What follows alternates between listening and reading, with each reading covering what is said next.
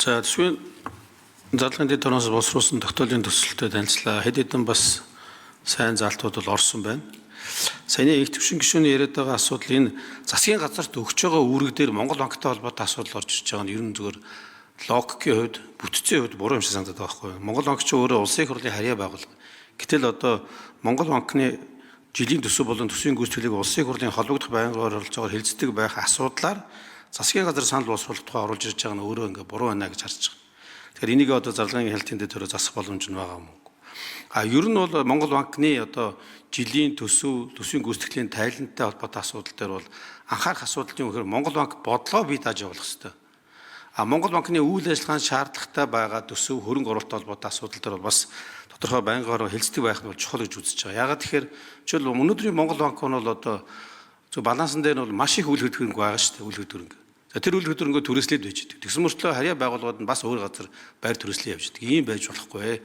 Тэгэхээр өөрөөр хэлбэл үйл ажиллагаа явуулахад нь шаардлагатай байгаа хөрөнгийн асуудал, хөрөнгө оруулалтын асуудал, зардлын асуудлуудыг бол бас тодорхой хэмжээнд төсвийг хянаж шийдвэрлэдэг байх нь зөв. Харин бодлого дээр бол чөлөөтэй өөрсдийн бодлого шийдвэрээ гаргахыг нь бол төсвөр хязгаарлах шаардлагагүй гэж одоо миний хувьд бодож байгаа. Тэр учраас энэ дээр энэ нэгдүгээр асуудлын 3-ын Г бол шаардлагагүй юм шиг санагдаад байна. Яг тэр энэ чинь засгийн газарт харьяалгүй байгууллагын асуудлаар нэг чиглэл өгöd байгаа нь буруу байна гэж харж байгаа. Тэгэхээр энэ дээр төслийн зарлагын дэд тооны дарга байр суурь хэлж хэлээч гэдэг.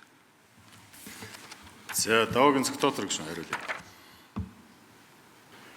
Тий, Соронзомбол гишүүнтэй бас яг санал нэгдэж байгаа бодлого бол Монгол банкны мөнгөний бодлого бол хараа тус бие даасан байдлаар явах ёстой. За тэгээд яг бид нар ингэж бодоод одоо хоёр шатлал банкны тогтолцооноос эхлүүлсэн 92 оноос хойш өнөөдрийг болтол харахаар хангалттай хэмжээнд бие даасан байдлаар явсан хэсэг нь эргэлзээтэй байдалд хүрсэн учраас энэ дээр ийм саналыг оруулж ирж байгаа. Таны хэлж байгаатай бас санал нийлж байгаа. Одоо жишээлхэд босод хөрөнгөнд үйл хөдлөх хөрөнгө маш олонтой үжиж харьяа одоо байгууллагууд нь ч гэсэндээ бусдаас үнэтэй үйл хөдлөх түрээсэлж үйл ажиллагаагаа явуулдаг. Монгол банкны харьяанд байгаа үйл хөдлөх хөрөнгийг бусдад бас хямдханаар түрээслүүлдэг гэдэг энэ асуудлууд байгаа. Тийм учраас одоо яг энэ тогтоолынхоо төсөл төр холбогдох байнга орж байгаа. Тэрнээс заавал төсөв дээр ч юм уу, заавал эдийн засаг дээр ч юм уу холбогдох хуулийн шаардлагатай асуудлууд байгаа бол хууль зүйн байнга ороотой хамтардаг юм уу? Төсөв батлуулах шаардлагатай бол төсвийн байнга ороо юм уу? Эсвэл яг хараад бус бие даасан байдлаар үйл ажиллагаа явуулах бодлогын дэмжлэг хэрэгтэй бол эдийн засгийн байнга ороотойгоо хамтрах гэдэг. Би бол улсын хурлыг учир зөвггүй засгийн газрын талд 100% ажиллаад байна гэж бодохгүй, харин ч эсвэргээрээ хараад тусаар ажиллах ёстой гэж одоо бодож байгаа. Тийм ч учраас одоо энэ улсын хурлаас батлаг одоо томилогдсон манай аудит бол өнгөрсөн 1 жилийн хугацаанд л ялангуяа маш одоо хараад тусаар ажиллаад одоо дүгнэлтүүдэд маш зоригтойгоор танилцуулж байгаа. Энэ шиг одоо Монгол банкн дээр ч гэсэн мөнгөний бодлогыг төсвийн бодлоготой уялдуулахын тулд улсын хуралдаа яаж хамтарч ажиллахын тэр талаас нь хараасаа л гэж хүсэж байгаа. Соронзомбол гүшүүн тодруулъя. За зөвхөн гол асуугаад байгаа нь ингэдэг байна. Нөгөө засгийн газарт ингээд даалгаад байна шүү дээ. Монгол банкны асуудал. Энэ чинь харин зөв юм уу л гэдэг байхгүй. Яг тэгэхээр Монгол банк ч өөрөө улсын хурлын харьяаны байгууллага байхгүй. Тэгэхээр улсын хурл руугаа чиглэсэн байдлаар энийг өөрчилж болохгүй байгаа юм. Ягаад засгийн газар даалгавар өгöd байгаа юм бэ л гэж асуудаг байхгүй. Улсын хурлын харьяа байгууллага, дэргэдэх байгууллага бид нэр магадгүй байнгын ороонд л өгөх хэрэгтэй байхгүй да. Уг нь бол хариулах уу?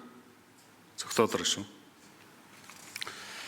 Тэгээ нөгөө техникийн шинж чанартай бичвэрүүдийг одоо жишээлхэд нь улсын хуралд нь эсвэл засгийн газарт нь гэдэг нөхцөл байдлыг уг нь бол нэлээд харсан юм а. Тэгээд уг нь бол энэ улсын хурал дээр засгийн газартаа чиглэл өгөх байдлаар найруулагдах байсан юм а. Соронзомбол гишүүний яриад байгааг бол зарчмын хувьд дэмжиж байгаа.